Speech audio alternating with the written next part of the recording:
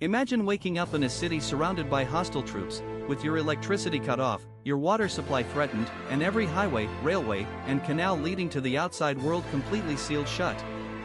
On June 24, 1948, that nightmare became reality for over 2 million citizens living in West Berlin. Deep inside Soviet-occupied East Germany, Joseph Stalin had just pulled the trigger on the first major crisis of the Cold War. The Soviet Union intended to starve West Berlin into submission, forcing the Western Allies to abandon the city or risk starting World War III. World leaders believed West Berlin had enough food to last barely 36 days and coal for only 45. Surrender seemed inevitable. Yet, what followed was one of the most audacious, complex, and heroic humanitarian operations in human history. How did the Western Allies feed an entire metropolis using only the skies? This is the story of the Berlin Airlift. To understand how Berlin became ground zero for the Cold War, we have to look back to 1945. Following the defeat of Nazi Germany, the Allied powers divided the country into 4 occupation zones managed by the United States, Great Britain, France, and the Soviet Union. Berlin, the historic capital, was similarly split into 4 sectors. However, Berlin sat geographically deep within the Soviet-occupied eastern portion of Germany, roughly 100 miles from the nearest western zone. For 3 years, a fragile peace held, but deep ideological rifts widened rapidly. The Western powers wanted to rebuild West Germany's economy and restore democratic governance, while Stalin sought to keep Germany weak, extract heavy war reparations, and expand Soviet influence across Europe.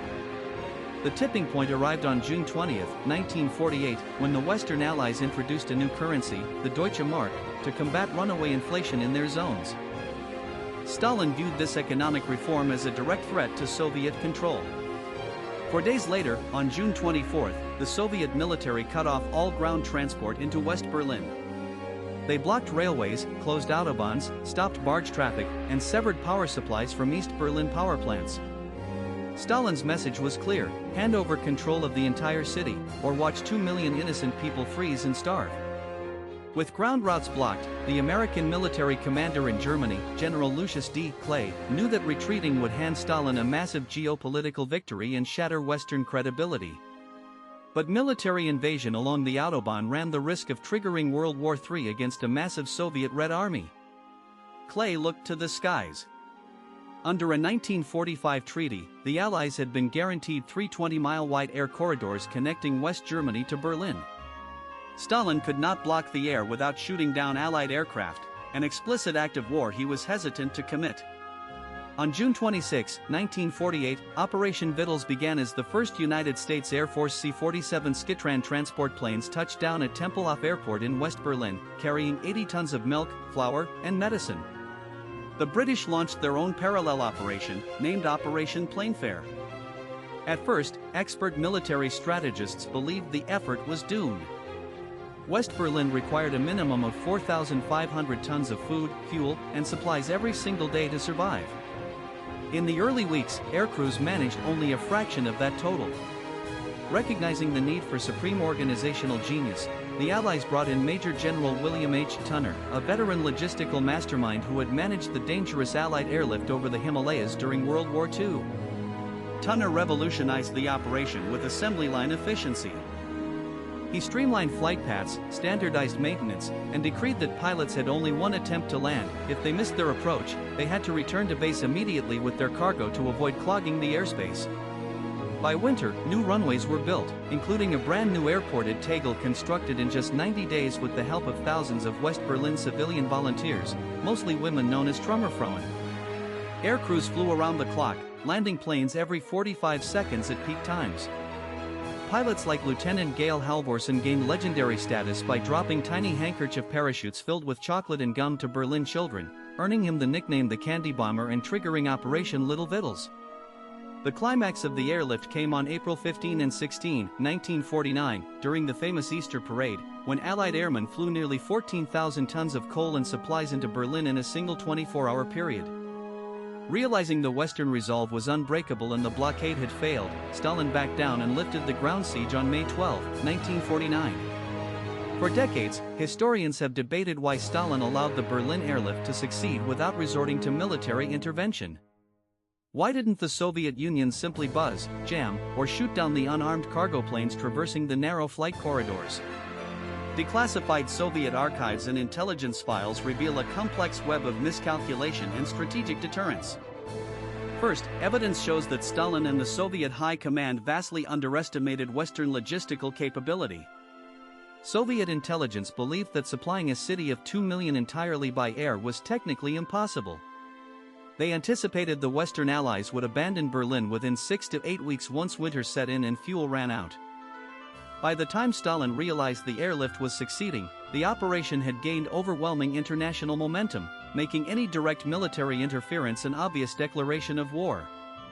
Second, the theory of nuclear deterrence played a critical role. In July 1948, President Harry S. Truman deployed 60 B-29 Superfortress bombers to air bases in Great Britain. These were the exact same type of aircraft that had dropped atomic bombs on Hiroshima and Nagasaki 3 years earlier. Although these specific planes were not actually modified to carry nuclear weapons at the time, Soviet intelligence could not be certain. The implicit atomic threat forced Stalin to exercise restraint.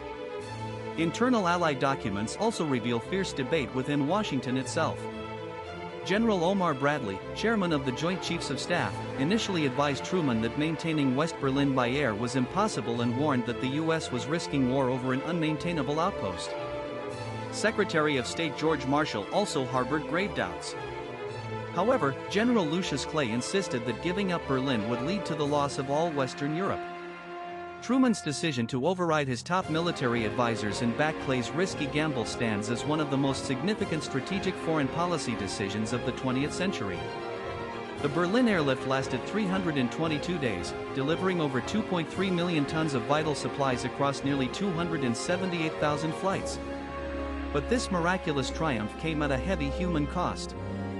A total of 101 people lost their lives during the operation, including 39 British airmen, 31 American military personnel, and 13 German civilians, mostly due to weather-related crashes and mid-air collisions in bad conditions. The ultimate resolution of the crisis reshaped the world map. Instead of driving the Western powers out of Germany, Stalin's blockade achieved the exact opposite.